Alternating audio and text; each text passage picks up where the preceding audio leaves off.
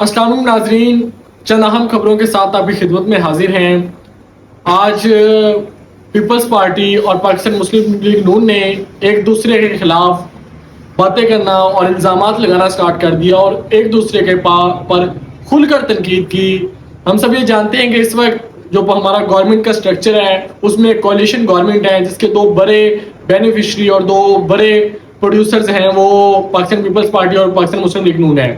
लेकिन आज दोनों जमातों ने एक दूसरे के ऊपर खुलकर तनकीद की, और क्यों की वो आपको बताते हैं। सबसे पहले तो मुराद अली शाह ने एक कन्वेंशन से खिताब करते हुए कहा कि जी ये ऐलानात करने से और तस्वीरें खिंचवाने से और अपनी पब्लिसिटी करने से काम नहीं हो जाया करते, काम ग्राउंड पर करके दिखाने पड़ते हुए हैं।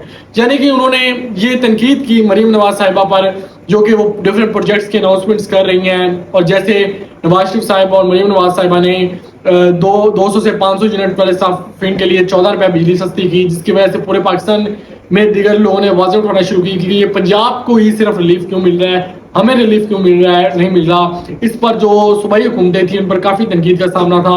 तो आज मुराद अली शाह साहब ने उस तनकीद की भड़ास पाकिस्तान मुस्लिम लीग नून पर निकालते हुए मरीम नवाज और नवाज शरीफ साहब के इस इक़दाम पर तनकीद की।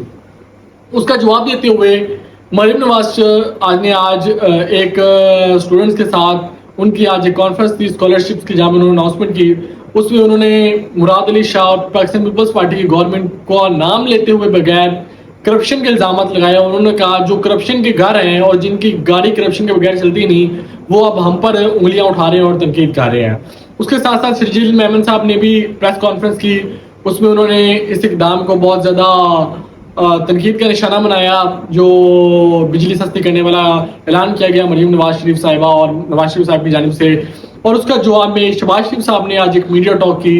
उसके अंदर उन्होंने शर्जील मेमन साहब के इस बयान को एक पॉलिटिक्स का गर्द का और कहा कि हम यहाँ पर मुल्क बचाना और गरीब की मदद के लिए हैं, और ये लोग सियासत कर रहे हैं और इनका वतीरा भी सियासत करना है। ये तो पाकिस्तान पीपल्स पार्टी और नून लीग आमने सामने हैं ये बिजली के मामले पर। दूसरी जानिब इमरान खान साहब ने अडियाला से एक इंटरव्यू दिया है बरतानवी अखबार को, और बरतानवी अखबार में वो पब्लिश हुआ है। और इमरान खान साहब ने जो न्यूली इलेक्टेड प्राइम मिनिस्टर हैं बरतानिया के, उनसे अपील की है कि वो पाकिस्तान में डेमोक्रेसी की बहाली के लिए इक़दाम करें और पाकिस्तान में डेमोक्रेसी और फ्रीडम ऑफ एक्सप्रेशन और ह्यूमन राइट्स के मामला पर देखा जाए। अच्छा, इस जो इमरान खान साहब जबकि जेल में गए हैं, अगर कहीं ना कहीं से इमरान खान साहब को मदद मिली है तो वो बरतानिया और अमेरिका ही है। हालांकि जिस अमेरिका के खिलाफ इमरान खान साहब ने अपनी हुकूमत गिरने का बयानिया बनाया, रजीम चेंज के इल्ज़ाम लगाए, उस यूएसए की जानिब से सबसे ज़्यादा सपोर्ट इमरान खान की जानिब से इमरान खान के लिए देखी गई।